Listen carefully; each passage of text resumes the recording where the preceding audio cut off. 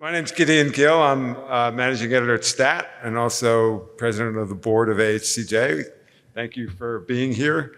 So we're going to talk about what's happened to scientific research funding in the past 15, 16 months.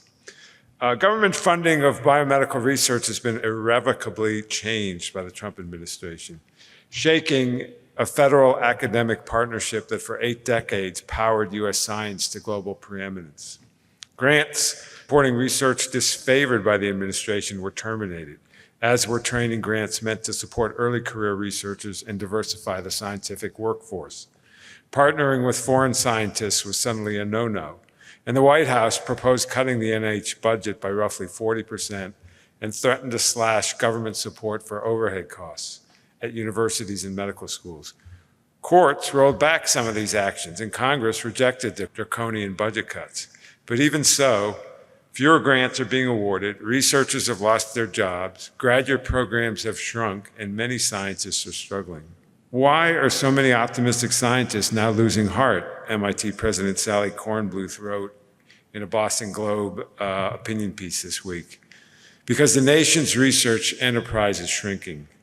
Federally funded science at MIT has shrunk more than 20% compared to this time last year, she wrote, and MIT may have 500 fewer science graduate students next year. Today, we'll hear from University of Minnesota vaccine hesitancy researcher Michael Bronstein about how his lab has been affected by the chaos.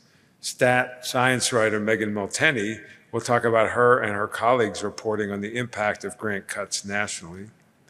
Heather Pierce of the Association of American Medical Colleges will tell us about the administration's new funding strategies, including the findings of a report out this week. And Sam Gill, president and CEO of the Doris Duke Foundation, will talk about the philanthropic perspective, how they're responding, and what can be done to repair and protect science. So with that, we're going to start with Michael, talking about what's happened here at the University of Minnesota. Thank you for the introduction, and thank you all for being here. So I'm going to try to tell a little bit of the story of the human side of the lived experience of researchers who've been affected by some of these budget cuts.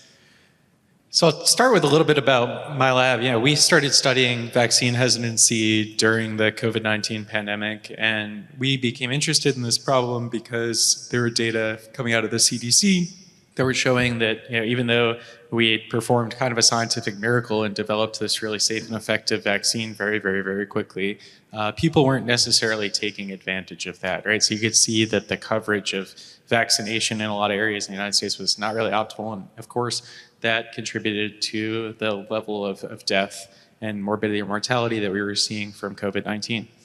And that was true in the general population, but people with severe mental illness really in particular were impacted for a couple different reasons. One, they have biological vulnerabilities that make them about 3 times more likely to contract vaccine-preventable diseases like influenza or COVID-19, and about 7 times more likely to die from those diseases. But also, even when they do get a disease, they're a lot less able to count on good physical health care from healthcare systems. And so they don't get the same high quality care or good care outcomes as people without severe mental illness. And part of that is because of discrimination, and part of that is because of socioeconomic status linked to severe mental illness. So there are a couple different reasons for that, but these people are more vulnerable, they can't count on the healthcare system, and despite all that, they're less likely to be vaccinated against things like influenza and COVID-19, even though the value of that should be higher for them. So we were really interested in trying to do something about that, and so part of what we wanted to do is look at some of the psychological factors that might influence vaccine uptake, specifically in people with severe mental illness. So these people have unique experiences like hospitalization for their mental illness and sometimes getting care against their will that might undermine trust in healthcare systems and might make them more hesitant to vaccinate. They also have some unique concerns regarding vaccination, like will the COVID-19 vaccine interact with my psychiatric medication or not? And they also experience certain symptoms like paranoia, so concern that others mean one harm, that might make it so that vaccines are perceived as more dangerous, and that might influence intention to vaccinate. So there are a couple of really unique experiences that these people have that are not really well understood in terms of their relation to vaccine hesitancy in people with severe mental illness, but that we might really want to understand if we were going to intervene and encourage vaccine uptake. Another thing that I was really interested in, just from my own experiences, was this question of whether these people were particularly vulnerable to misinformation against vaccines and conspiracy theories related to vaccines. And part of this interest stemmed from just walking around Minneapolis. So one day, I was walking around Minneapolis and I saw these two pieces of chalk art right next to each other. Someone had said, "Look, the Earth is flat," and then right next to that, "Vaccines cause illness and death." Right? And so I thought, it looks like there is this correlation between vaccine hesitancy and conspiracy theories. And the more I dug into that, the more that is kind of held true across history. So if you look way back in the Leeds Mercury, which is a UK newspaper, from the time of the smallpox vaccine, you could see that people were already having conspiratorial ideas about that particular vaccine and trying to prevent it from being rolled out. So I was curious whether these people with severe mental illness might be more vulnerable to some of these conspiracy theories and also more vulnerable to misinformation, because hesitancy is influenced by misinformation. Here are some examples of some misinformation that you could find on the internet that might discourage vaccination. And there are particular features of severe mental illness that might make people with it more likely to believe that kind of misinformation and be influenced by it. So with that in mind, what we set out to do in our research was to try to identify the specific psychological factors that contribute to vaccine hesitancy in people with severe mental illness, with that really specific focus on things like paranoia and trust, misinformation and conspiracism, and some of the unique experiences of those individuals. And then we also wanted to test an intervention that maybe could help people with severe mental illness be more likely and more willing to vaccinate. And the specific intervention we chose was educating about herd immunity, which is an intervention that works for healthy people. It's unknown whether it works for people with severe mental illness. But I was really excited about testing this particular intervention because it really depends on empathy for other people and caring about them. When you learn about herd immunity, if you care about others, that's the thing that makes you want to vaccinate. And a lot of the narrative about people with severe mental illness is that, in fact, they're not empathetic towards other people, or that they're not caring, that we see in the media, unfortunately. And so I was excited that, if this worked, it would kind of counteract that narrative in addition to being helpful for these individuals. So we got this work funded by NIH in 2024, and we were excited to get to do this research. Unfortunately, almost a year in, NIH terminated that award. And they did so with this email that basically said, this award doesn't effectuate American NIH priorities, and your project isn't going to help the American people in any way. And by the way, even though normally we would let you try to correct that and switch to some kind of other aims, we're not going to give you that opportunity like we'd give everyone else. So this was illegal, and so there was a lawsuit over grants being canceled related to DEI and other issues, and ours was included in that. And so a little bit later, we got reinstated. And I learned about this actually because of journalists, so thank you very much for helping me realize that I got funding again. So there was this article, and an aunt that I have actually texted me, "Hey, have you seen this? Does this apply to you?" And that's how I learned. So, a lot of uncertainty, not well-developed information channels. We're learning things from random sources, right? We don't really know what's going on. But it was good news, so we're happy.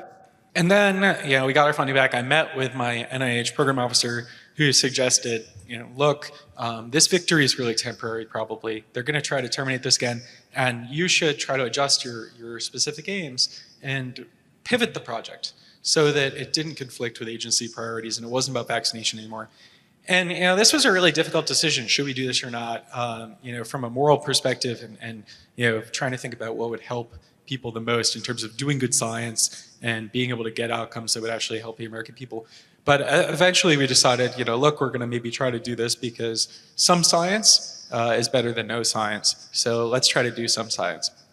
So we tried to pivot to looking at medication adherence, because medication adherence is driven by a lot of the same factors as other preventative medical decisions like taking a vaccine. So we thought it would still be really relevant. We could apply some of that knowledge. And people with severe mental illness often have physical health issues, particularly cardiovascular ones, that make it so that medication adherence is really important for physical health. And obviously adherence to psychiatric medication is important for those people who are taking it too. So we wrote a whole new project looking at that. The NIH staff said, yes, we accept this, you can pivot. So we're like, good, okay, we're safe. But unfortunately, then no money was ever released for that project. And in fact, a little later, the NIH said, hey, actually, we'd really like it if you would accept a termination of this award and that we could just both agree that we're going to stop this project. We said, no, there's no basis for that, and you're just doing this because you failed at illegally terminating it. So we said no, and then things kind of sat at a standstill. And then in March 2026, after months of us kind of just using our own funds to try to run this project, NIH called us and said, all right, submit documentation, go back to the original aims of your project, and we'll fund this again. So we were a little skeptical, but we submitted that, and we waited. And in May of this year, we got the award reinstated. So we were really happy about that. We're still waiting for our next year of funding, right? And the question is, well, okay, all's well that ends well. Is this all good now?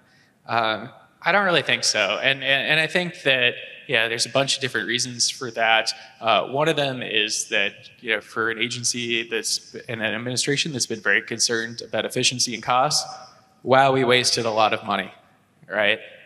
So for me, I spent about 3 months doing things like writing appeals, trying to write pivots, doing reports that are at the end of various grants. And those are all required things that should never have existed, right? And we were doing that instead of doing science. And that all ended up being funded by Minnesota taxpayers because the federal government was not giving us the money that they legally should have, right? So lots of avoidable costs, lots of inefficiency. We also have really disrupted research infrastructure because of this. If we don't have money flowing, we can't do things like maintain our research infrastructure, maintain our pipelines for recruitment, keep our staff that we've trained. And so now all of that effort has to be reduplicated, right? Participants, when they work with us, they really trust us. And part of that trust is that the information and effort that they're giving us is going to result maybe in something that's good for society, right? And so, I think it's disrespectful to them to suddenly terminate things or change the study because of a process that is not evidence-based or rigorous, right? And we really care about our participants. We want them to be able to participate in science and be enthusiastic about that. So that's another thing we've kind of lost. And then this has really, really affected our trainees. Everything from employment insecurity to really shaken faith in academic science and medical science, training opportunities that have been taken away because of this or have been unstable, and just the general stress of really not knowing whether you're going into work, whether you're going to have a job tomorrow, right? With all that said, I want to just briefly thank some folks. So I want to say thanks to my lab, who are pictured here, the University of Minnesota for their financial support and moral support through this whole thing, and also to my mentors for their very, very strong support and advising throughout this journey. Thanks so much for that, Michael. I just wanted to ask you a few further questions. So you have your photo there of your lab, and I assume are those all graduate students, or? These are a mix of graduate students and some of my research assistants. So the two people in the front are post-baccalaureate research assistants. So they've graduated from the University of Minnesota and have chosen to stay with us because they really care about science. They want to help people and they want to discover new knowledge. And so they've stayed on. And then the two people in the back are graduate students. Sophie on the left is my first graduate student, who's my personal student. When she first joined the university, she had to navigate a ton of insecurity because I couldn't pay her because I was originally going to pay her through this grant, and all of a sudden I couldn't. But thankfully, she was able to secure a fellowship through the university and was not shaken by the uncertainty, but it took a lot of fortitude on her part and a lot of ability to very quickly think and pivot about what to do. So I'm really proud of her for that. And then Alex is one of our affiliate graduate students. He's experienced a lot of the same instability because of this. So is your lab, do you still have 4 people in your lab?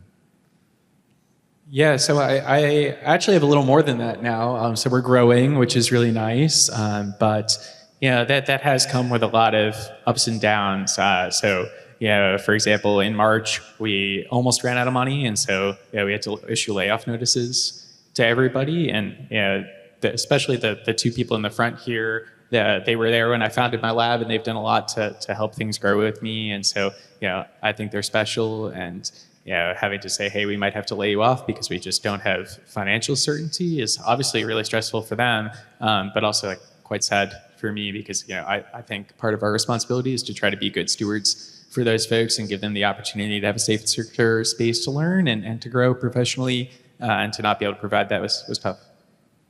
And so you said, so in April or last month, you got a notice that says it's reinstated, but you haven't actually gotten the funding. Is that correct? So we've gotten money retrospectively for the year that they were supposed to have paid us. And so that reimburses us for all of the out-of-pocket expenses. So we put our own lab's money behind this because we really believe in it. And we think this work is important, but obviously we have limited funds, right? And so that's pretty difficult. And they gave us the money to reimburse those expenses, so that was good. But now we're still waiting for the next year of funding, and that will let us actually restart the project. So we haven't been able to do any new work yet. Great. Well, thank you for that. And Megan, do you want to do your? Yeah, so I am a reporter at STAT, and we have kind of a small team that focuses primarily on covering basic research, and some of those folks also cross over and cover the biotech industry, but there's about 4 or 5 of us that would consider, reporting on basic research kind of our main purview. And when I started at STAT in 2021, I was mostly focused on covering sort of science that was happening, like stories that were coming out, profiles of scientists that were leading different fields, and wasn't really focused on covering the agencies, as institutions. And that really changed overnight. Literally, I think the day after the inauguration, when there was a memo issued to HHS that, all 90,000 employees were essentially to stop communicating with the public. And I think, it took a number of weeks and a number of months, depending on which agency we're talking about, for that to be relaxed. But that became very indicative of the environment that we were trying to, or that we were sort of faced with while trying to report on all of these changes that Michael has alluded to. There were no longer press conferences, there were no longer comms people who were accessible to us, there were no longer press releases going out. And so, everything that I'm kind of about to talk about, I think it's important to remember that was really done during a time where information flowing from federal science agencies to the public was really being throttled, which just sort of made all of this just additionally challenging. So we sort of divided up reporting responsibilities just based on, people who had different expertise. And I think one of the things that was really amazing about being at STAT is we have multiple reporters on staff who have PhDs.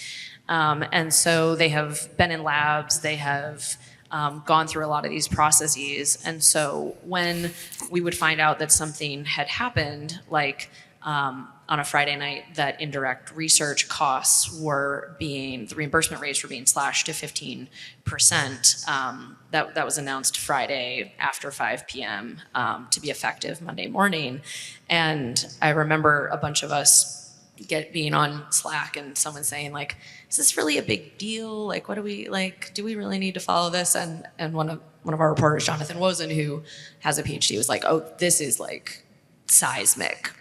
We all need to start writing right now, which, I think a theme of 2025 was just a lot of collaboration and a lot of different reporters coming together to get that news out quickly. And I think we were the first ones to get that out. And by the time that was supposed to go into effect Monday morning, there was already a lawsuit, being filed against it. So I think that kind of, I think, captures the speed at which this was happening and sort of the chaotic way that a lot of these policies were being rolled out.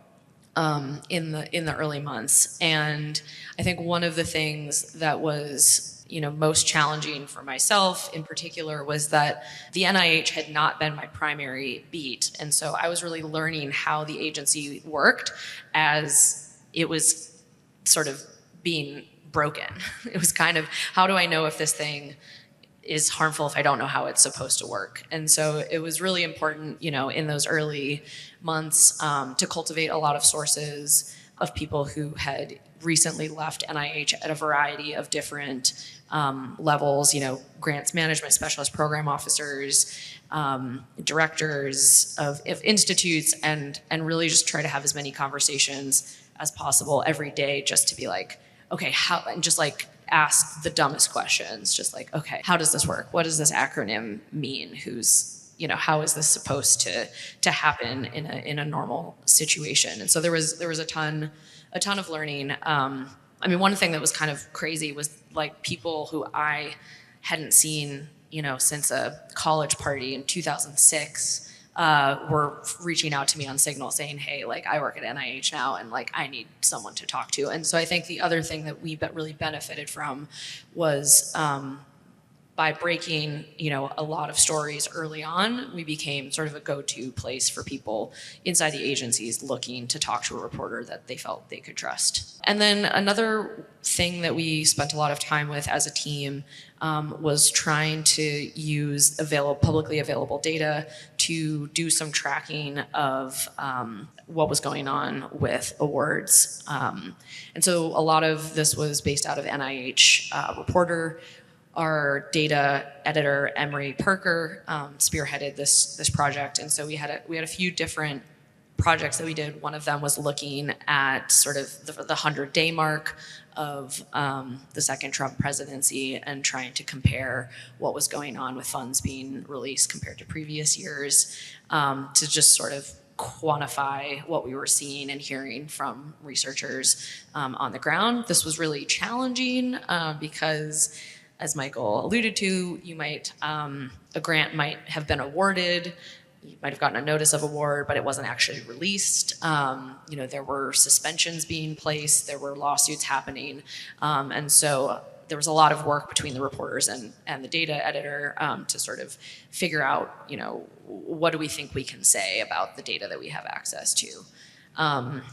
If we go to the next slide. And then I think the other thing that as things started to slow down a little bit in the summer and fall, we tried to do more work capturing the plight of individual researchers who were impacted by all of these changes. And so this is just one example of a researcher that I spent about 6 months with after his National Science Foundation grants were terminated all in a single day. And I think one thing that was really meaningful about that experience was it allowed us to think about a story beyond just the simple story of the Trump administration is, cutting grants that it doesn't believe in ideologically, and allow us to look at some of the structural issues that existed long before either Trump administration about how we do science, how it's funded, how it's incentivized with tenure structures and publishing incentives, and sort of, use these very human stories that readers could connect to try to slip in, information about what is this research ecosystem, and also to try to, get at the idea that someday when it needs to be rebuilt, there are pieces, that needed addressing, sort of before now. If you could change slides, please. And then this was sort of a culminating project for the team. We started getting together in the summer of 2025, looking ahead to the end of the year. I think the thing that catalyzed this was we had heard from someone that what America was experiencing, kind of the research enterprise was experiencing right now, was akin to being on a beach on a sunny day where you can hear the tsunami warning, but the sea looks flat. And there was this wave out there. it felt scary, but like we couldn't see the scale of it. And what we wanted to try to do, and like maybe it was a little premature because like there was, what we found through doing it was like there wasn't data yet on a lot of these metrics that we were interested in, but to try to get a picture of how big that wave was, and sort of who was going to be most impacted by it. And so we set out as 10 of us to try to look at different areas, including extramural research, intramural researchers, to look at specific programs that support early career scientists, to look at staff scientists, people who work in labs but maybe don't have advanced degrees, don't consider themselves academics, but are like a core part of the science workforce, and just try to create both a human picture as well as a data picture about what we were sort of going to be set to lose. That was a lot of effort. But I think that it allowed us to sort of capture some of the chaos of 2025. And then if you change slides, and I just have two more. Sort of looking ahead to this year, my colleague Jonathan Wozen and Gideon worked on this project with a polling group to reach out to NIH-funded scientists across the country and wound up getting a response rate of nearly 1,000 scientists to really delve into some of the nitty-gritty about how NIH policies were impacting their work. And this allowed us to get at questions about, were people being laid off? What was the, contraction that we're sort of hearing about anecdotally, but wanted to put some numbers to, how were things like the change to foreign subaward policies impacting individual labs as well as clinical trials. And then it also gave us this incredible database of scientists who were willing to be recontacted for stories. And so we had a series of stories that came out from this survey project where we were able to talk to people who were experiencing sort of these various effects and actually speak to them about what they were seeing. So I think Heather's going to talk a little bit more about how 2026 feels different than 2025, but hopefully that gives you a little bit of a picture. Thanks. I love that going after you. I was looking at those headlines that I remember really well. So I feel like we've been hit by many tsunamis, but February 7th at 4:48 p.m. was one of them. And that is when that indirect cost notice came out. So I work for the Association of American Medical Colleges, the AAMC, so we represent all medical schools and the largest teaching hospitals and health systems in the US. And I run science policy. So I haven't slept since January 20th of 2025, neither have all of you. There hasn't been a week since January 20th when I have not spoken with a healthcare reporter. And not all of those people were healthcare reporters before 2025, but were thrown into this. At 4:48 on February 7th of 2025 was when we found this notice. We were talking about how things weren't happening. There weren't press releases. Somebody called us, or somebody called somebody who called us and said something big is happening and it's going to be somewhere on the NIH website and we don't know where. And so we had a team, well, your team was getting ready. We had a team, and I just said, look everywhere. All the websites are frozen because of the communications freeze. Start clicking, find something. What happens? And what happened was the NIH updated the grants policy statement to say that instead of the negotiated rate, we were now going at rate for indirect costs of 15%. It was a line in the grants policy statement. And that question, is this a big deal?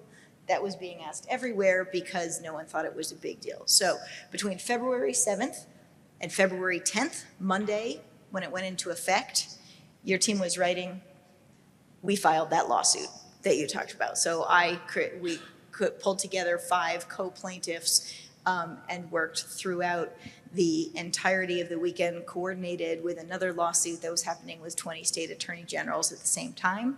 We filed our lawsuit around noon on Monday, and at 5 minutes of midnight, a federal judge halted that from going into effect, and that has stayed to today. In fact, that litigation is over when the Department of Justice lost in the Court of Appeals after losing in the Circuit Court, and then decided not to file for a petition at the Supreme Court.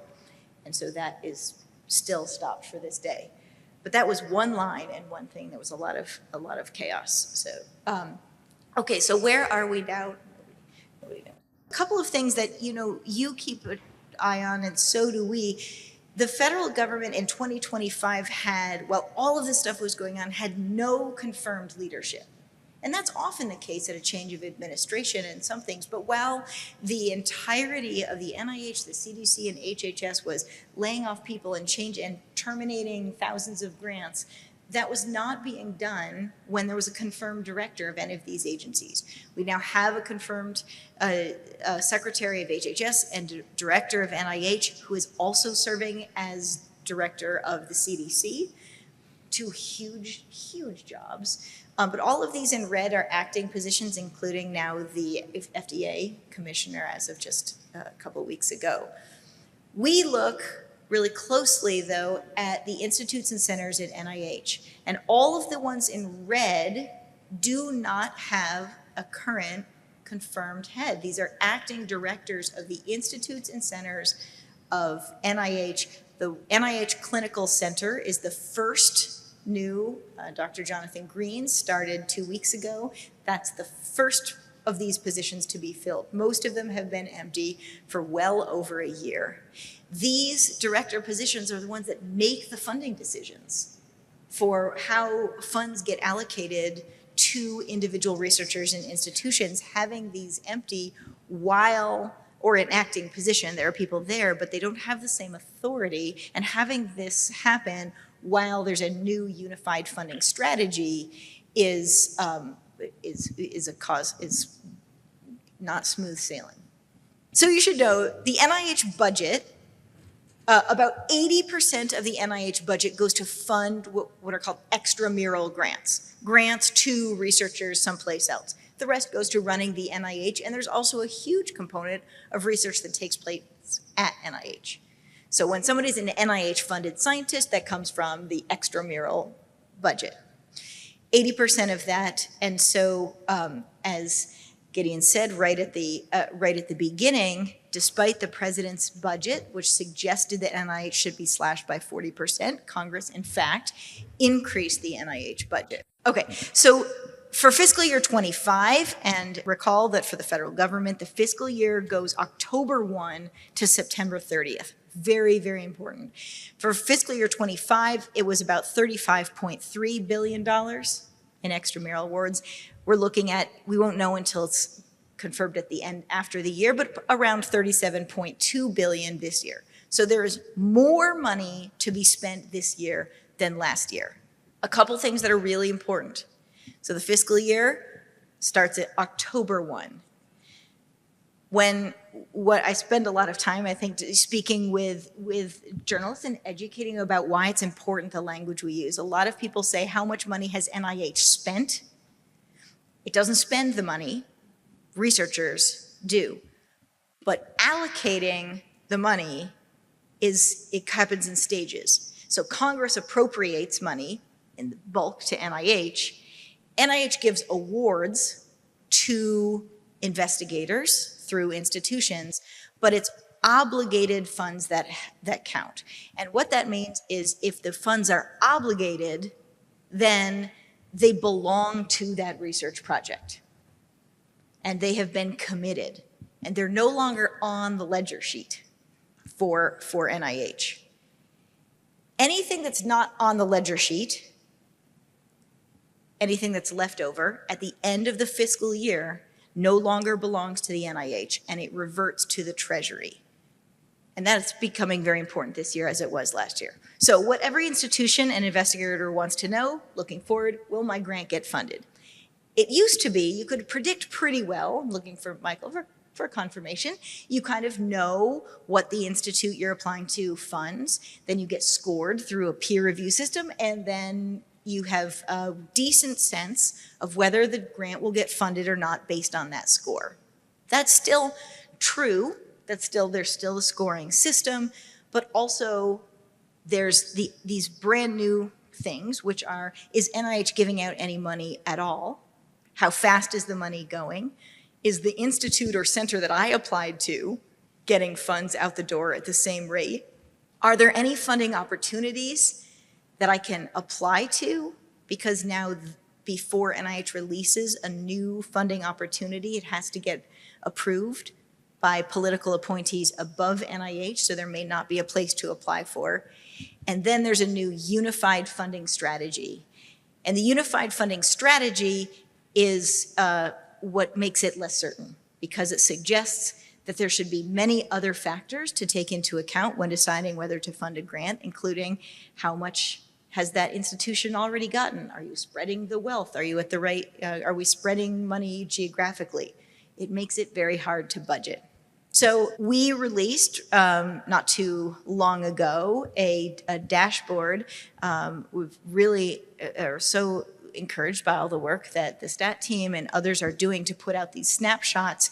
We were pulling data weekly to find out exactly what was happening, to be able to answer questions from all of you and all of your team. So people would call and say, what's happening now? Where are we? And we thought, wait, we're pulling all the data. Why do we make it accessible and graphically available? So this amc.org/NIH funding, this dashboard is updated at least every 2 weeks. If something big happens, then every week, and has many different things on it in terms of how much money is being used, how many grants, what institutes are they coming from, what mechanism are they using to fund, and it is widely available for anyone. I want to show you this slide because this is the big question. Where are we now? So if this is the year, the fiscal year, starts in October, ends in September, and you don't need to know all the details except a couple of things. The group of kind of blue and gray lines is 21, 22, 23, and 24. It's a pretty, and this is cumulative funding. And remember, there's a deadline. September 30th, anything that's left no longer belongs to the research enterprise. And so you can see in normal years, and even if we took the average from 21 to 24, it looks a lot like all of those lines. You can see, even in the best of circumstances, it's always more, the rate is higher at the end of the year. It is just, it starts out slowly and gets higher and higher. The light gray line is last year. And you could see it was low and low and low and stayed really low through June, July. And then August and September, there was a huge glut of money. And in the very last weeks, couple weeks, all of the money was spent. The red line is where we are now. And so you shouldn't compare it to the line above it because last year wasn't a great year. But we're well below where we've ever been in getting money out the door. So when institutions are saying we're not hearing, we're not getting money, we're not getting grants, that's true. It's not going out the door. So that's what's happening now. I'm going to leave this for a conversation later. By every metric that we're looking at, things are happening slower. There are fewer grants. There is less money being obligated to funds. And I think I'll save for our later conversation our new brief that just came out on Tuesday. It's available on our website, and it talks about a new mechanism called multi-year funding, where a project that's intended to take 4 years, for example, instead of obligating 1 year at a time and 1 year next year, the NIH decides to obligate all 4 years at once. So to a very simplest example, say it's a $400,000 grant, but you get $100,000 this year, and then you use it, and $100,000 the next year. If instead we obligate all $400,000 today, it moves up the amount of money that's off the ledger, $400,000 instead of $100,000. The investigator still spends it over 4 years, but there are many fewer grants that are given because there's less money altogether. So I encourage you to take a look at that. We can ask questions. This QR code takes you to the AMC Science Policy Hub. where you can sign up for our weekly newsletter, get to all of the dashboard, the funding, the litigation updates, and the rest. Heather, just quickly, so a lot of the reporters here from like local newsrooms, Yeah. they can go to this data dashboard and find information about like their local institutions? Yes. Not their local institutions. So the reason we did this was because we represent all of these institutions. And what we've said is, because we don't always know what's happening, what we can tell you is here's the national scale. Here's what's happening on the national scene. Compare what's happening in your area, in your state, in your institution.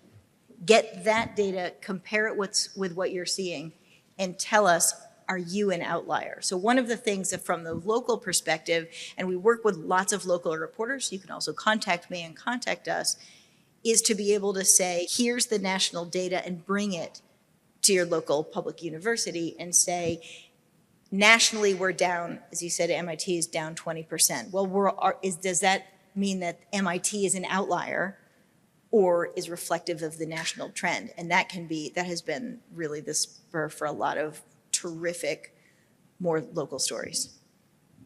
Thanks. Sam? Take this one. Okay. Well, thank you. Thanks very much, Gideon, for having me. And it's great to be in a conversation with all of you. And thanks to all of you. I mean, thank you for helping Americans to understand, most of us don't know what indirect costs are. And thanks to the work that you guys are doing, people are now understanding exactly what the scope of this kind of radical disruption to the American science enterprise is. They're understanding how it affects them. And look, it takes courage to be an independent source of truth in the face of a regime for whom truth is sort of the right of the stronger. It takes courage to take that regime on in court. It takes courage to do research that's unpopular. So just really want to express just profound gratitude on behalf of Doris Duke Foundation as a real believer in the science enterprise for all that you all are doing. I don't have any slides. Sorry to disappoint. No, but maybe I can offer sort of 3 provocations that hopefully build upon and amplify some of what you've already heard that I found really powerful. So I think the first provocation is really, is this cyclical or is it secular? And I think it's a secular shift. I think this is sort of a fundamental shift in the trajectory of American science. It's secular in part because, Heather, as you explained really, really well, a huge part of what science is the conversion of an enormous amount of federal expenditure into people and into laboratories and capital equipment.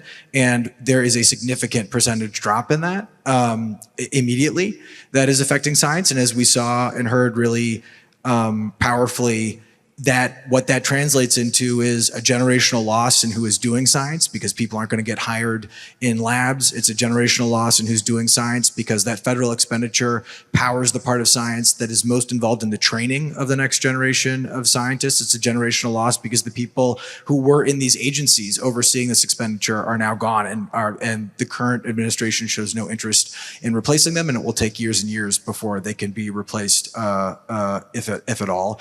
And it's a secular shift because even if there is a successor to this administration that is much more bullish about basic research in the science enterprise, the underlying challenges, social challenges, cultural challenges to the science enterprise that have enabled this are not going to go away.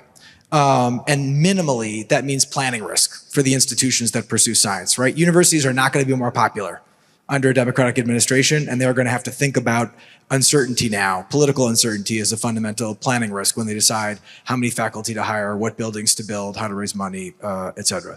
So I think, there is an inflection point, and there is a lot of work being done by everyone on this stage to make sure that inflection point is as gentle as it can possibly be. And I don't talk a lot openly, but there are some real efforts in philanthropy to help to support this work. Foundations in science are really, really good at funding the science that happens in labs. They are also on a really steep learning curve about the administrative and policy systems that help science to happen and that provide the infrastructure for science. And so it has been, there have been a lot of efforts in philanthropy to try to help our sector to adapt in the face of this.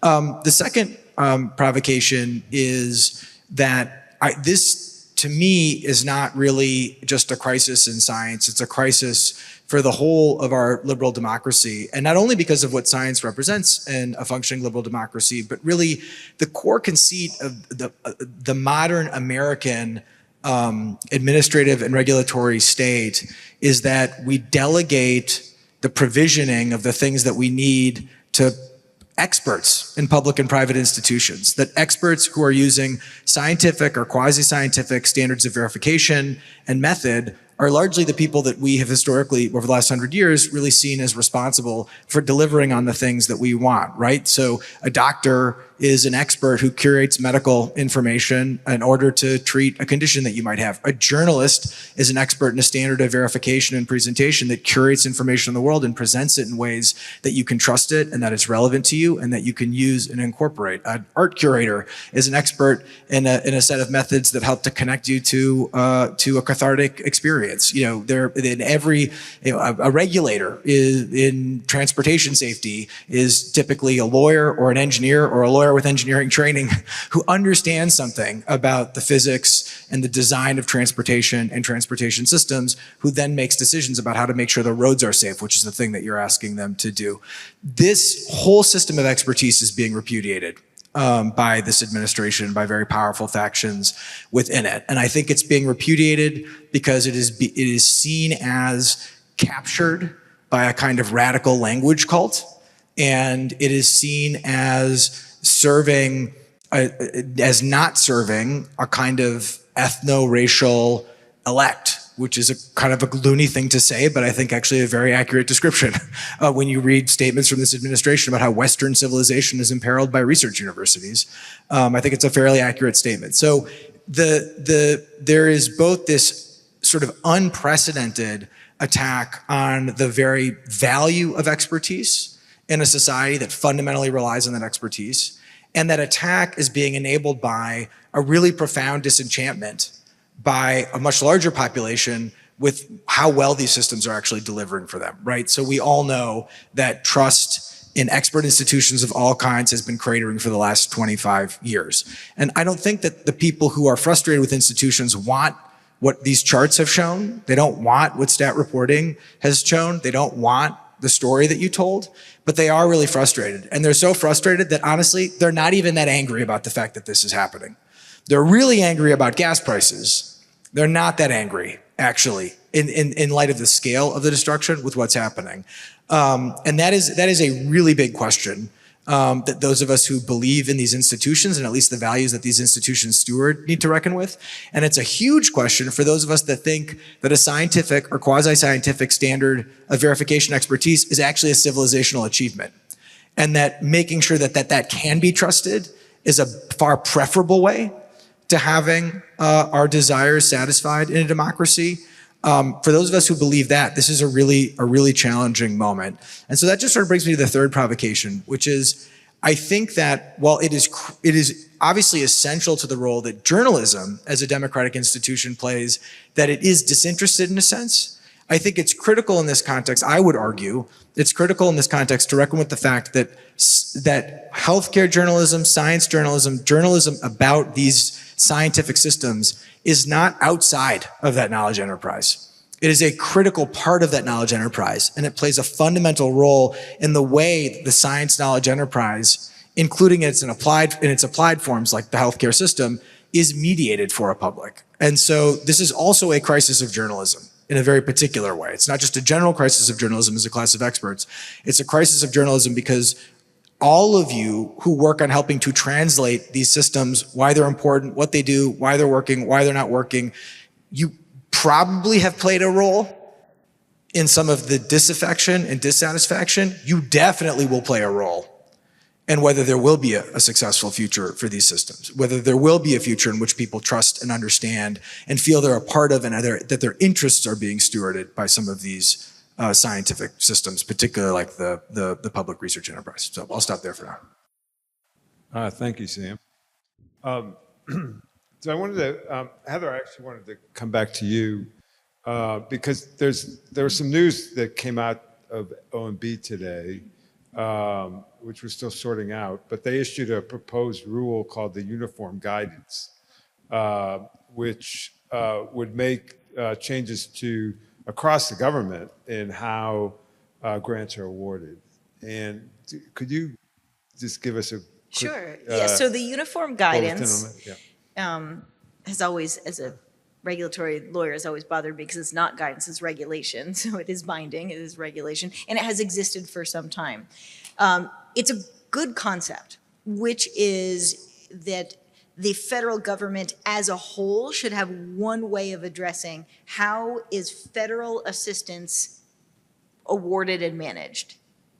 So it's not different agency to agency. And so this is not just science research, science grants and awards, it's everything from every single type of federal award, contracts, grants, et cetera. And so the uniform guidance is a set of regulations that has lots of things. I think we were talking a little bit at lunch. It's extraordinary the kinds of questions that we're getting now. I mean, this is really the heyday for people who have lived their entire professional careers so deep in the weeds that no one knew they existed. And now those weeds are front page of the major news outlets. And so the fact that there are changes to the uniform guidance, the number of people who, 2 years ago knew that that was, Section 2 of the Code of Federal Regulations, 200.414 to 418. That was almost no one, and now it's a lot more people, and people are calling and asking, what's happening to Section 200.605? And so there are changes that are being proposed today. It's a 400-page rule which combines in ways that we have not seen before. The pulling in language of the executive orders about what the priorities of the United States should be, who we should be prioritizing in terms of researchers and research, and what that means, what our relationships should be with foreign collaborators who used to just be called collaborators because we know that science is global.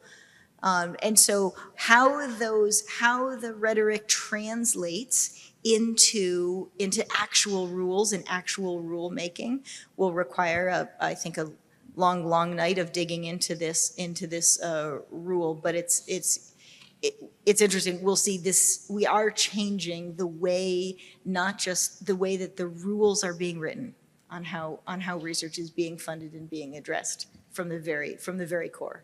Yeah, I mean, from my quick read of the summary, it's basically codifying the diminution of importance of peer review and putting it secondary to administration priorities and political appointees.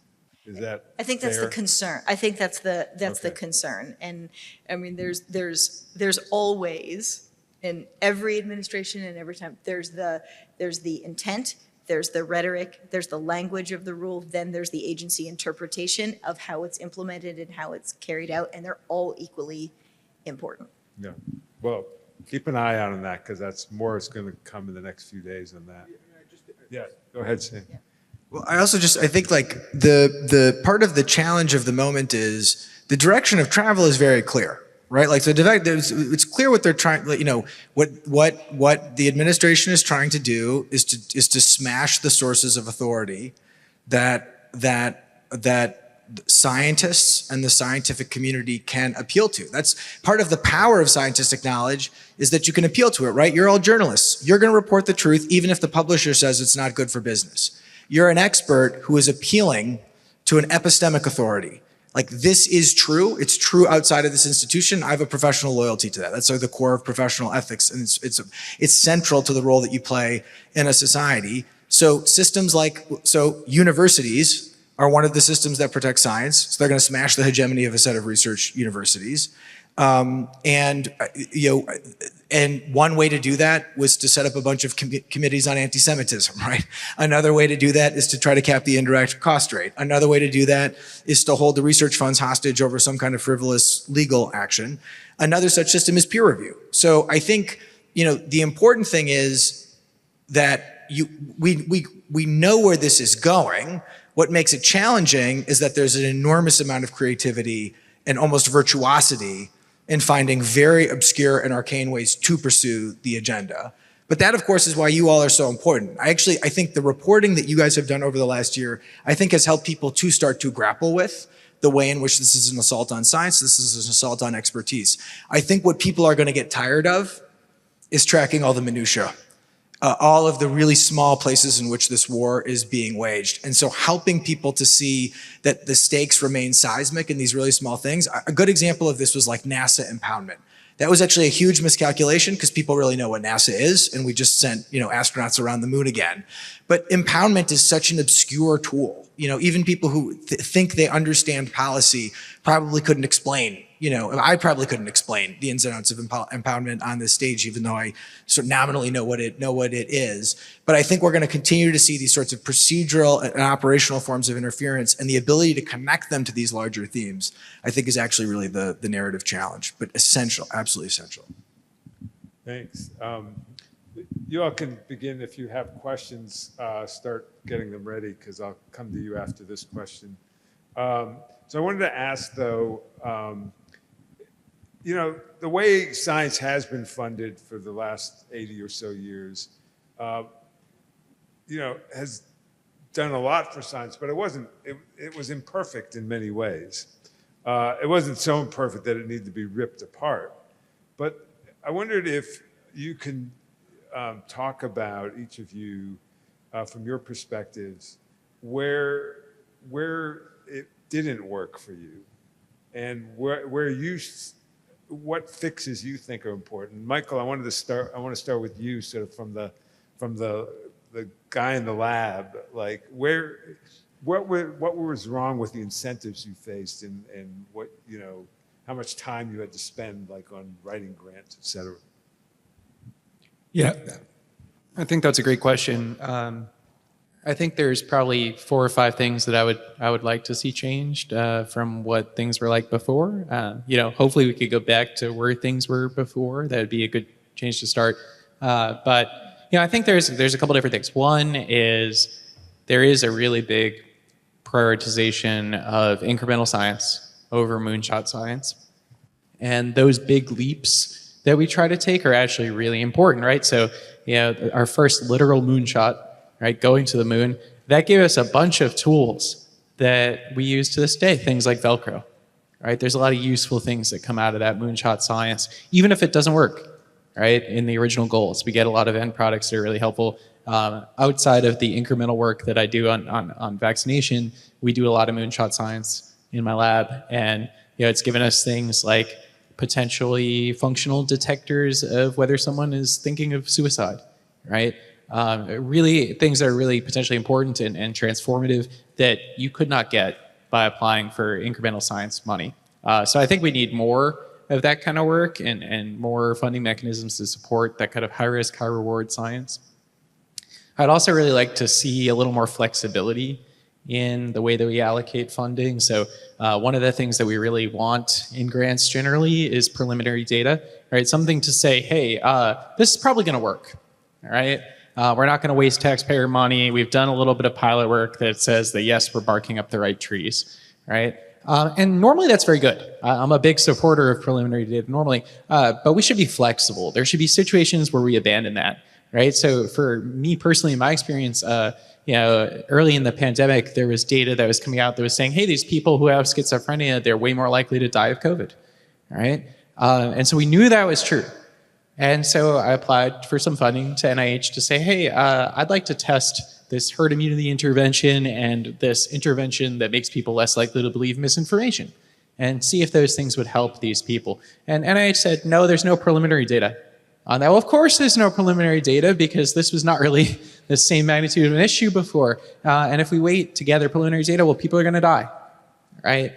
So I think we should have some flexibility in what we require and some mechanisms to release some of that hold that preliminary data has in times of emergency or really extraordinary stress. I also really want to see a little bit more diversification of funding, and funding tends to concentrate in the hands of very established labs, which, there's some benefits to that, right? This is a trade-off. But what we know is that even though in the peer review system that helps us allocate grants, that the things that ultimately get funded are generally better than the things that don't, right? The inter-rater reliability, so experts all trying to say this grant is better than that grant, right? That's very, very, very low, almost at zero. Right? So once you get above a certain caliber, people can legitimately disagree on what's good science to fund, right? And so I think that there should be a portion of funding that once you get past that cutoff of this is at least okay science, that we should have more randomness actually in funding, and that some portion of funds should be randomly allocated, and that would be helpful because it would help less established researchers have a chance, and also it would take out some of the unreliability in the process. And then I think the last thing that I'd really like to see is just a little bit more thinking about exactly how much time we're spending writing grants versus doing science, which you alluded to earlier. I've spent probably 40% of my professional time writing grants, right, and not doing science. And you can make the argument that writing grants helps us do good science, it helps us think, and I think that's true, but it's probably not the most efficient way, right? And I think we want talented people to be able to be focused on doing the work that they're good at, right? And to be making contributions of knowledge for the American people. And I think my very last thing is that the grant structure that we have makes us focus on results now, right? What are the things that I could change in the next 5 years? And in some ways that's good, right? We get results in the next 5 years. But there are some research enterprises that are legitimately long-term, right? I want to follow people over the next 40 years because I want to answer this really important question. Well, I can't do that with federal funding right now. There isn't a good mechanism for that. And there's not a good mechanism that lets people try to do those long-term projects when they're higher risk, right? So I'd really like to see a small portion of funding be allocated in ways that say, I'm going to support you as a scientist for 10 years, right? And you're not going to have to compete for new funding. We're just going to support your lab. And that way you can focus on some of that longer term, potentially higher risk work. Sure. I think, I always sort of start with what was this system of publicly funded science intended to do. And the real architect of this system is, as you all probably know, is a guy named Vannevar Bush, who ran the Carnegie Institution in Washington. He was an electrical engineer by training, and then he ran sort of the Office of Technology Development in the Second World War. And I think the thing that he saw in the Second World War was that advances in electronically enabled detection and in math, advanced quantum math basically, had uncovered this whole new layer of the universe. And what projects like the Manhattan Project sort of really vividly demonstrated was, one, that there was enormous outsized potential to influence our world by accessing and controlling this new layer of the universe, number one. Number two, that there was a huge payback problem, that the amount of investment that it would take in order to turn the accessing of this fundamental layer of the universe into something that was practicable and usable was way longer than most sources of capital could tolerate. And that really was the argument for a system of public expenditure focused on basic discovery. The federal government before World War II had really not been that involved in scientific basic discovery. Philanthropy actually had been one of the key sponsors in the first half of the 20th century in really establishing research universities as places where basic discovery could happen and building a lot of the models for that. I think that system worked really well. And so I think the critiques of a system that has worked too well all make sense. So I think there's a set of inertial critiques, which is that, most systems end up seeking their own perpetuation as the end, and that leads to things like administrative bloat. I think that there are a set of methodological critiques about how breakthrough science happens. So I think the critique from incrementalism certainly makes sense in a lot of circumstances. I think there is a really important critique about the kind of science from which we're going to derive fundamental benefit right now. So a lot of basic discovery seeks to generate, out of understanding that more fundamental layer of the universe, new technology, new drugs, new devices, new tools, these sorts of things. And crises like COVID illustrate that miracle machine that produces technology is really, really valuable, but it's not the whole story. in actually ensuring that our population is healthy or our population is prosperous. So for example, one of the things that we're really involved in is what we call building new pathways to innovation, rewarding within the biomedical establishment research that is about improving care or preventing disease, not necessarily coming up with a therapy for disease, even though it's a really, really important piece of the pie. So that's a set of critiques.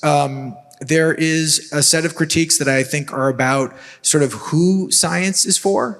And so, when we look, for example, at some of the health indicators in the United States that are declining despite our health spending, thanks to the reporting of all of you, we know that that's actually usually because of a consistent and predictable set of populations that aren't benefiting from the kind of medical technology or medical systems that we have. So these people aren't being served necessarily by our science regime. And so that's a big question.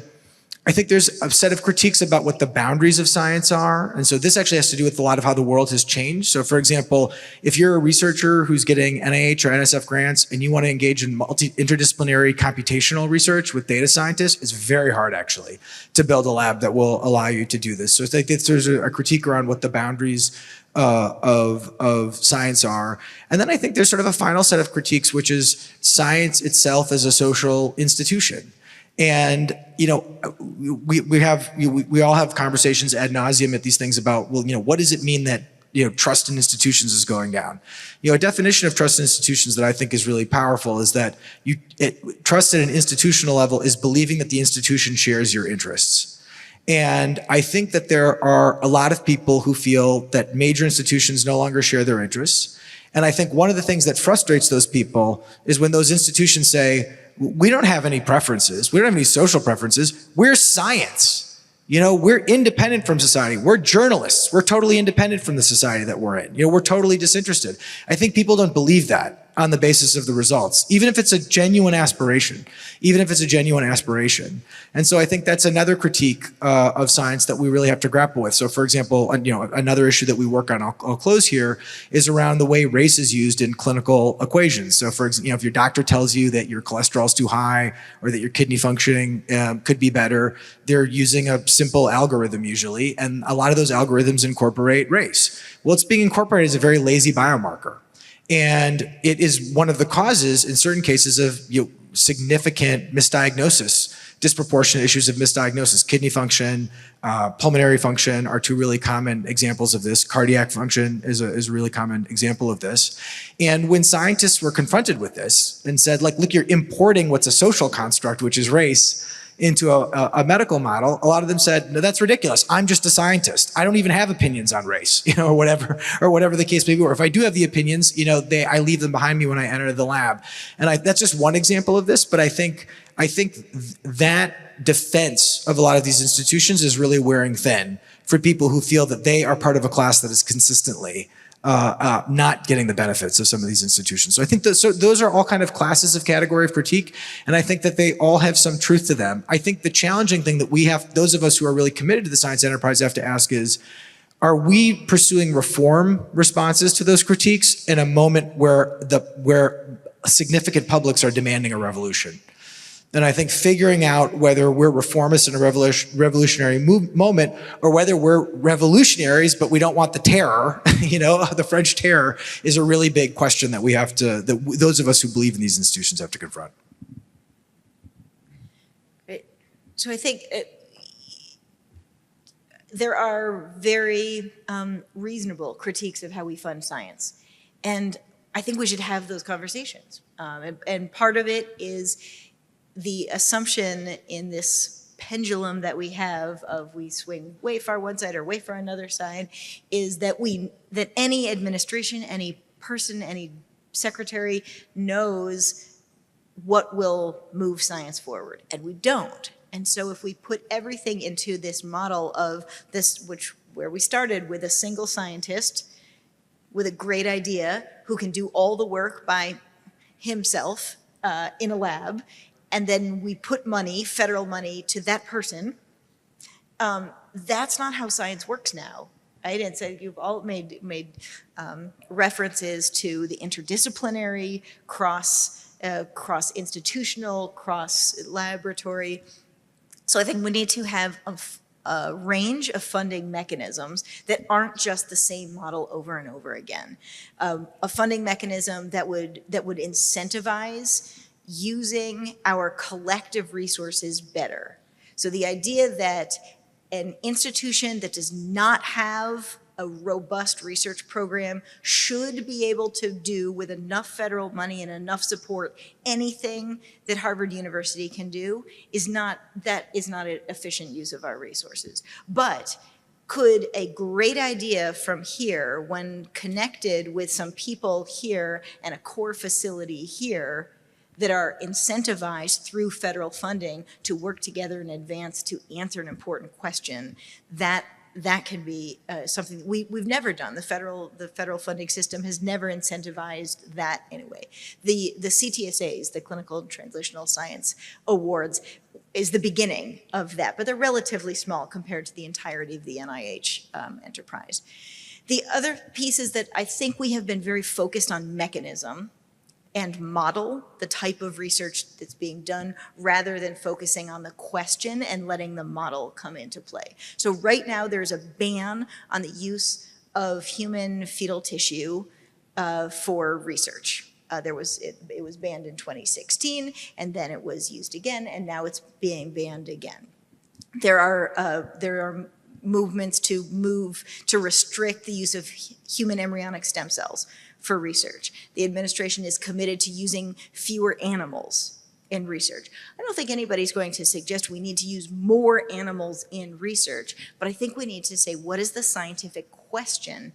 And if there's a question where we can use what's being called novel alternative methods or new approach methods to answer this question by looking at an organoid or a heart on a chip or whatever it is, great, let's do it. But we can't assume that we can address everything in a test tube or in a vial. Sometimes there are questions that we may need to use a particular model for, but let's let the science drive that, and that's not start with, give us your best ideas with research with this type of animal or with these types of cells, but let's figure out what the question we want to answer. Before I turn to May, I want to, you mentioned trust in institutions, which I think is absolutely essential. I do think that journalism plays a huge role in that. How is this, how are institutions, research institutions portrayed? How do we talk about the relationship between the federal government and research institutions? In my mind, at some level, it doesn't matter. What matters is when somebody goes into the hospital with a sick relative and they are terrified, are they pretty sure that what they're going to have presented to them is better than what it would have been 30 years ago? If not, either we haven't done the science or we've lost the trust, because we know it is. We know it's better. The AAMC Center for Health Justice has done polling on trust in institutions. And we've asked thousands of adults just simply, do you trust this type of organization to treat you fairly? And any guesses on what always goes to the top of the list? Any type of organization. I'll tell you, Congress is not at the top of the list, but neither are universities. Any ideas who's at the top of the list? I wish. They're higher. Individual doctors, higher. Fire departments. If I call the fire department, they are not going to care who I am. They're going to come and put out my house. Fire departments, pharmacies, and libraries. So I think how can we pull from that and figure out what is it that makes people trust when they call a fire department, the fire is going to get put out, but when the federal government gives an institution money to advance science, it may or may not be reliable.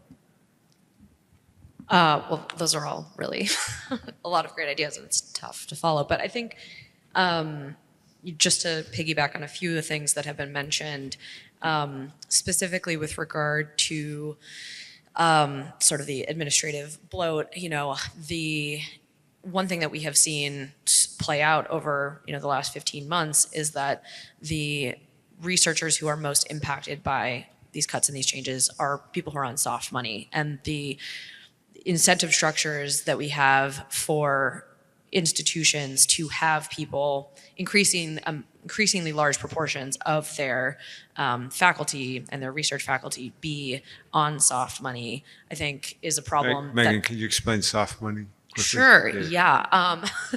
So these are positions that are dependent on federal grant funding for salary. So for the salary of the principal investigator, for whoever they have in their lab.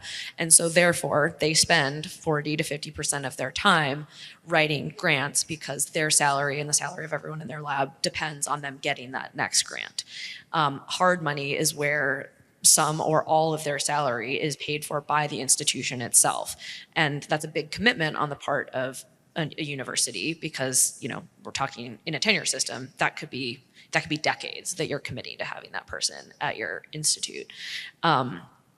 So, you know, there have been proposals that have put out by other people at, you know, leadership at the NIH that there should be some policy that in order to receive NIH grant funding, that some percentage of your research faculty, you know, be in a hard money position to both create more stability in the field, but also to incentivize people to do, you know, if you're thinking about, I have to have a grant every 5 years to keep all these people employed and keep myself employed and have everyone on insurance, you're not thinking about what is the most innovative, crazy moonshot science you're gonna do. You're like, what's the grant I can get? And so that's the way that is related. And so there are levers that funding agencies could pull, you know, to maybe not right in this moment, but these are proposals that have been out there to try to sort of address this issue of like innovation through that mechanism.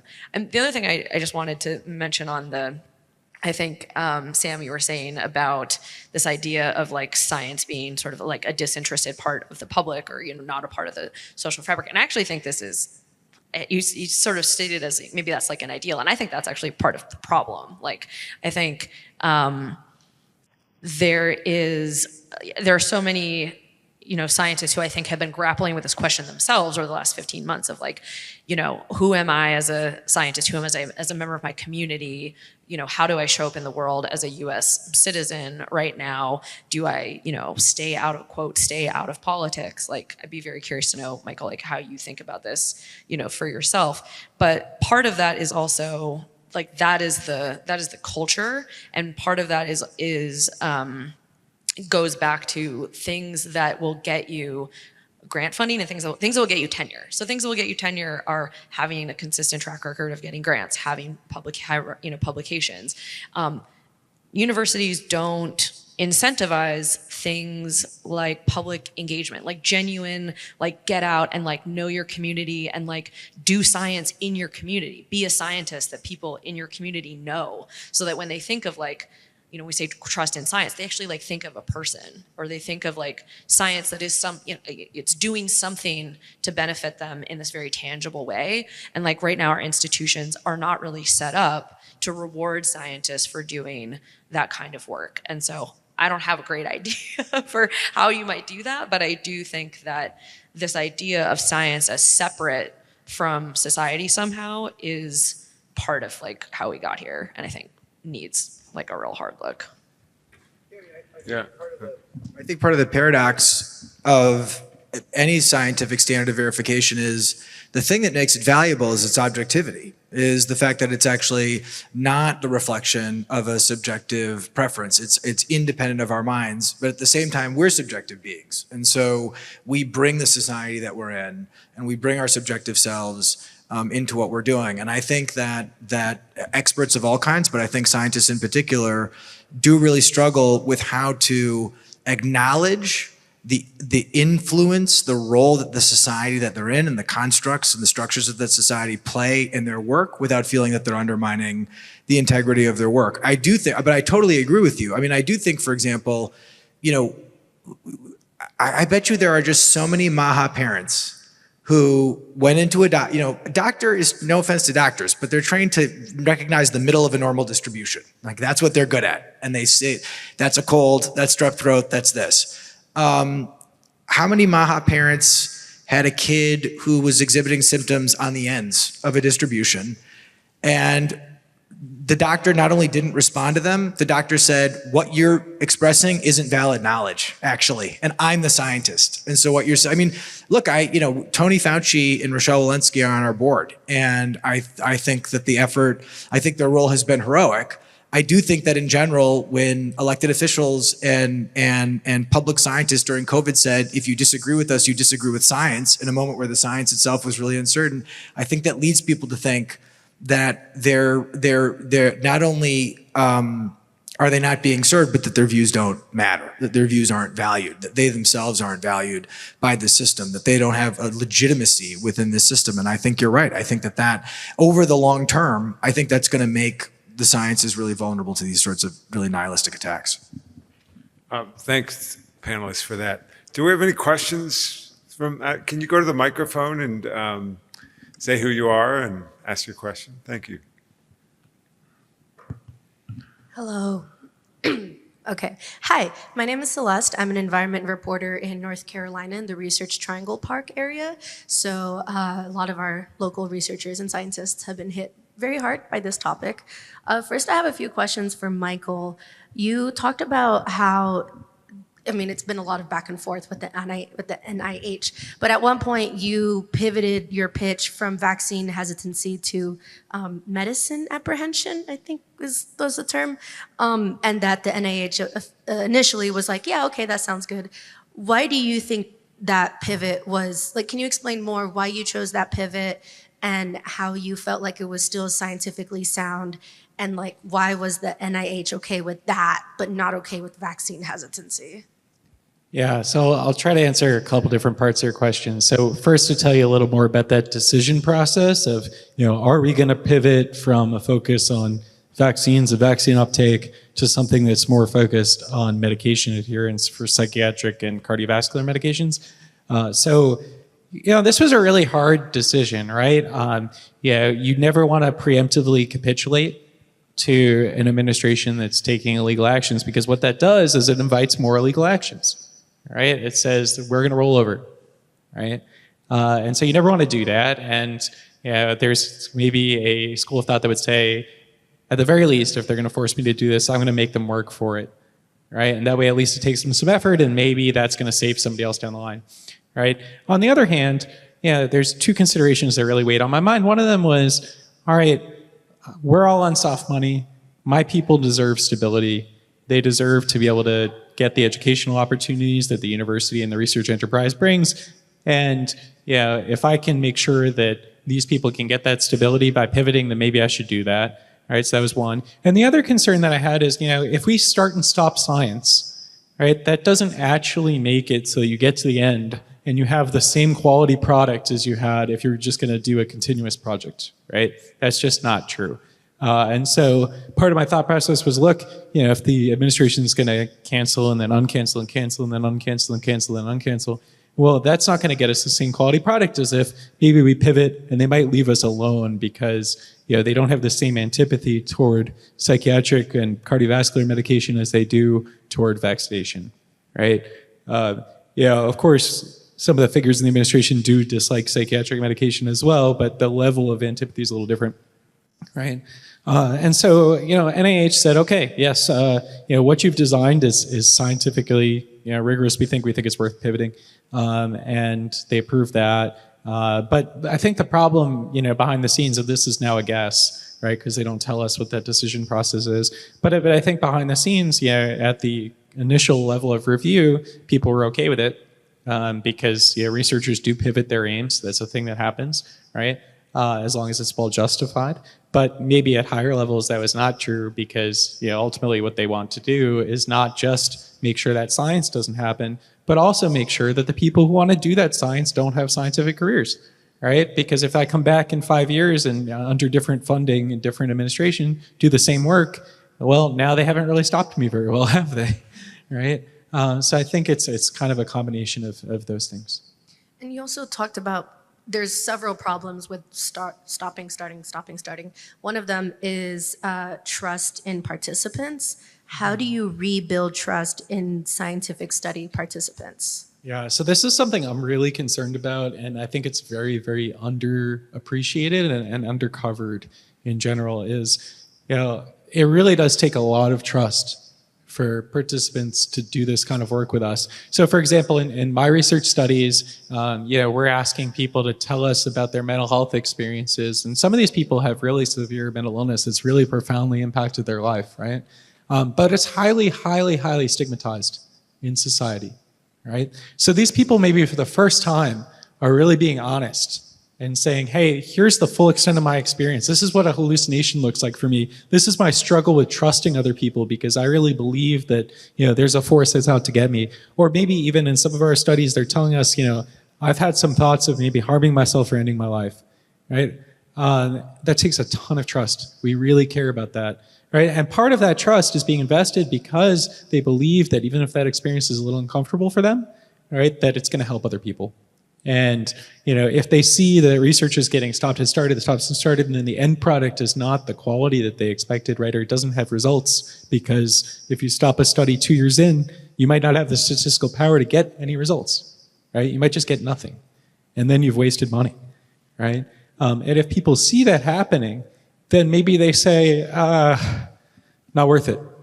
I'm not going to do this. I'm not going to put myself through the discomfort, right? Or maybe even they might say, maybe there's a reason that this is getting stopped and started and I'm worried, right? I'm worried about why. I think to the question of rebuilding trust, part of it is reaching out to participants preemptively and kind of explaining, look, this happened. It's not our choice, right? And by the way, thank you so much for what you're doing. Really being appreciative of folks and letting them know that their contributions matter still, which they really do. And I also think that building those personal relationships with community really does matter, and there is not a good incentive structure for that. But I'm inspired a little bit by our research on vaccine hesitancy, that one of the most effective interventions that you can have is a conversation that's extended with your personal doctor, right? That's one of the things that most likely to make people go from not willing to vaccinate to willing, because it builds trust. They trust their personal doctor, right? Of course, there's incentives in the healthcare system that make it hard to have the conversation, right? Because there's time pressures and billing pressures and things like that. But if we can have those same conversations with people in our community as scientists, then they will trust us more, right? It's just about getting the time protected to get out in the community and the space created to have those conversations with folks. Thank you, Michael. Can I just Yeah, add? go ahead, Heather. It's way off topic, and I don't know if any of you are here to get pro tips from people who just get calls from you a lot. But you said something that really really resonated and felt really important, especially in the first year, but all the way up, where in response to her question, you said you're not seeing that. I could say hands down, in literally hundreds of hours of conversations with reporters, my very favorite question is, what aren't you seeing yet? Because sometimes I will have conversations and think, this story that you think you want to do, it's already been written, and there are so many more. And there are so many people who are calling me because I'm a neutral party, I'm not a scientist, and saying, here's what's happening to me. And so I tried to end, especially through 2025, every single one of my calls with, this has been great. Also, here's 3 things that I haven't seen reported yet. If you're ever interested in these, I can get you to people. But that was a very powerful thing. Well, as Megan was saying, policy was being made by telephone tag. I mean, just trying to figure out what was going on. And it was journalists that were making this happen, and journalists talking to people who were either brave or not brave, but had talked to somebody like me or someone else. Heather, what is one of those tips, one of those stories that haven't been told yet? Oh, some of them are in stat. I pitched a few to that. One that we haven't told you want yet. them now? Yeah. I mean, you can. Yeah, sure. Well, then I'll give you each. I'll give you each one. We'll talk. There's still stories. There are still stories to be told, for sure. Sure. Does anyone else have questions? By the way, just come up to the microphone, so I know who's. Yeah. Thanks. You said that you had spent 6 months with scientists who had lost funding, and just from a journalistic perspective, was it like 6 months before your first story continuously building trust, or how did that work? Yeah, I couldn't get her to write it. Yeah, it was.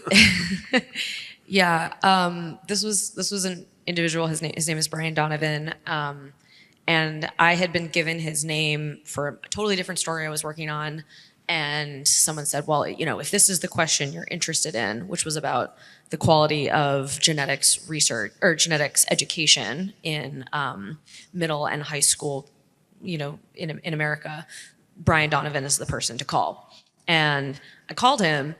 And it took a while to get a hold of him, but he was like, "I don't know anything. I don't do this anymore." And I was like, "What do you mean you don't do it anymore?" And he's like, "I lost all my funding. Like, all I do now is meditate 8 hours a day because I'm so angry. And like, that's the only thing that's helping me. And so I don't want to talk to you because I don't want to be coming from a place of anger to this topic." And so we just kept talking. And so I would text him periodically. It helped that I was working on a story that sort of touched things he knew about. And so we'd talk about that, but then I'd ask him how he was doing and what he was thinking about. It turned out that one of his collaborators was someone I had known from some previous reporting. So I was able to start talking to people in his sort of circles and learn more about what had happened. And he had some, health and personal things that made it challenging for him to want to participate in the story. And so there was a period of time where we were going to do a story without his participation. There were a lot of, I would say it was like a, Gideon remembers, it was a very like emotional roller coaster. And he was someone who I think was, since we're talking about trust, he very much felt betrayed not only by the federal government in having these grants taken away, but felt betrayed by his research community, where like everyone is at a period of time where they're trying to like look out for their people and keep their heads down. And so these, institutions and individuals who had championed his work kind of went away. And so he was already, I think it was really hard for him to want to trust someone with that story. And so I do think it just took my persistence and Gideon's graciousness to let it play out as it did. But it was like a pretty last minute decision that he decided to participate and go on the record. And I think, sometimes you just have to try and demonstrate that you're going to do everything you can to get it right. And I think particularly in that story, it was important that the story not just be like Trump killed my science, because the story was a lot about structural issues that sort of made the kind of research that he did difficult to fund in a sustainable way even before this administration. But yeah, thanks for the question. Thanks I mean, I think that's a story, by the way, that I think could be much more fully. There have been some great stories about the resilience of science, but the depth of the resilience of science, I think there's a lot of the story that hasn't been told. But also, I think it is very easy in these conversations, and it you didn't intend it, but it always comes up implicitly in this question of how science needs to change, as if the choice is between protecting the status quo or building the future. And the reality is, some of the most exciting and inspiring stories about the resilience of science have been ways that individual scientists have both fought to protect the science that they do and to make it better, right? So just specific examples of this. There's been a lot of coverage of the people who are rescuing data that is federally managed or federally funded that is being deleted. Most of those people are rescuing data in part by building more resilient, more decentralized, more democratic, more accessible data structures. They're literally themselves pursuing new computational science and new computational systems so that the next version of science that we have is more open than the one that produced them. Another example of this that I think is just a really specific example, you may know, America as a government, stopped sending scientists to the IPCC, which is the most important global climate assessment. So a set of private civil society organizations took on this responsibility. And not only did they ensure that American scientists would continue to participate in the IPCC, they corrected fundamental selection flaws that meant that the most diverse set of scientists, by discipline, by demography, by career stage ever, are the ones who are going to the IPCC. They're actually making science better. So I think that to me is another story. And it's people like this. It's people like this who are the victims. The presenting symptom, right, is that they're the victim of this administration and its approach, but there are long-term challenges that they're really committed to addressing. So, Thank you, Sam and Megan. Yes, last question. Hi, I'm Gina from the Calabash. In a very similar note, actually, I feel like in the past year, like the responses I get from universities when I'm trying to talk to researchers are like way worse than what they used to be. Like they take forever. Sometimes I feel like I even get pushback. Like no, they're super busy. They cannot talk to you. So I was wondering, just like I don't know if you have any tips if that has also happened to you. Like to talk to someone about what's going on with their own research program. Yeah, exactly. And yeah, I was also wondering, Michael, if you've seen that like inside the universities, like the researchers like deciding not to talk, or like if we should like reach out to them. Individually. Yeah, I would say I always now go to the person individually, and sometimes I'll even do it like not through I'll try to find an email or a phone number for them that's not their university email, or I'll send it to the university email, but I'll offer up my signal and say, if you want to talk, totally off the record, like here's a way to find me. And I've been making a lot more offers of like just starting off the record, and because I think everyone is so afraid, and it's very unlikely that people are going to get permission from their university, sort of, especially if they don't know anything about it. And so you kind of want that researcher to be like, you want them to really want to talk to you. And so they're probably, they may not, you need to build a relationship first. And so I think having some conversations to find out what's important to them, what's going on with them, for them to understand sort of what you're able to do and what resources you're able to bring to the story, and then have them advocate to do an interview with you on the record, through their comms office, can make a difference. But it's tough. I mean, school, like people, we've had to make agreements with people that they'll talk on the record, but they're talking in their personal capacity. They're not talking, on behalf of this institution. Like I hear a lot from people these days that they're like, my university has said no interviews. So I think it is a real challenge, and it just requires both some flexibility and some creativity. But I've had almost 0% luck just like going to the comms office. I'm curious, Michael, whether, because I actually first heard of Michael because he wrote a opinion piece for us about what was happening. And I thought that took a lot of courage, particularly at the time you did it, which was in the spring of 2025. Did you get any pushback, or how did you, what was your thought process in doing that?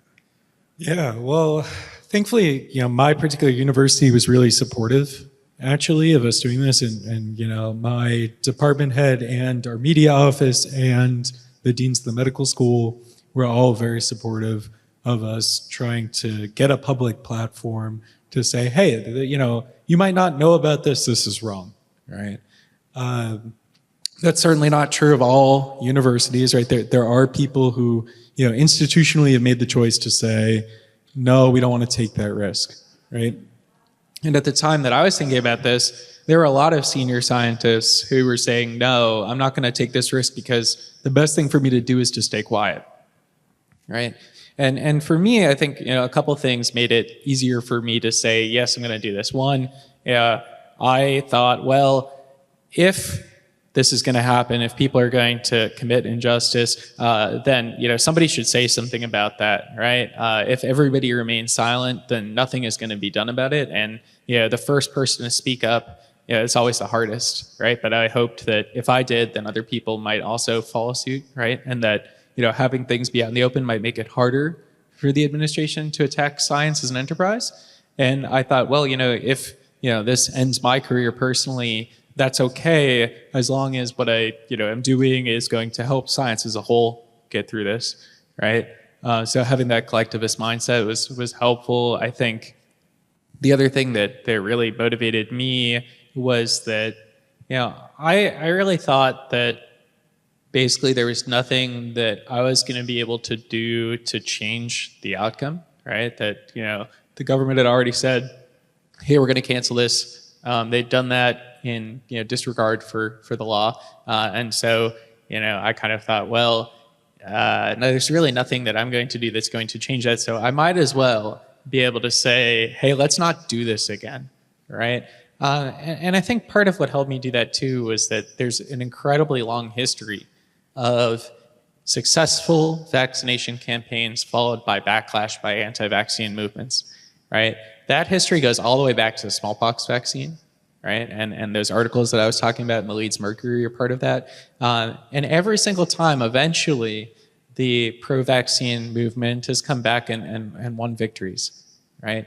And so kind of seeing myself as part of that legacy and remembering that, hey, we're going to get through this and things eventually will change was also helpful.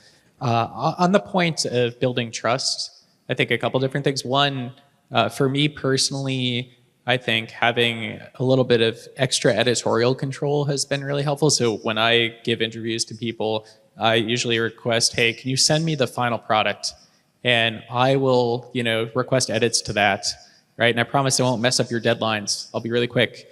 But I want to make sure that I can change the language to make sure it's accurate, right? That it's not going to perpetuate any misinformation or do things like say, hey, by the way, it's a norm for your group to not get vaccinated, which would make people less likely to get vaccinated, right?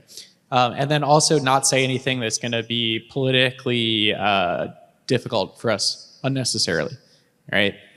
So having that as an extra piece has been helpful. Starting by talking off the record has been helpful. And also I think, just being able to say, okay, what you're going to write is going to be impactful, right? It is true that scientists are kind of taking a risk by being a public voice. And so we want to make sure that that risk has some payoff, right? And so I think being a little bit mindful of that and how the story is framed is helpful too. I think it's also worth, and I look, I'm not encumbered by any expertise in journalism, but I'm usually the victim. But I do think it's actually really important for journalists, I think right now, to ask pretty searching questions about what journalism has to look like in the face of an illiberal, coercive state. Because the thing that makes stories work are the stories of individual people and institutions, but the strategy of coercive power is to single out individuals.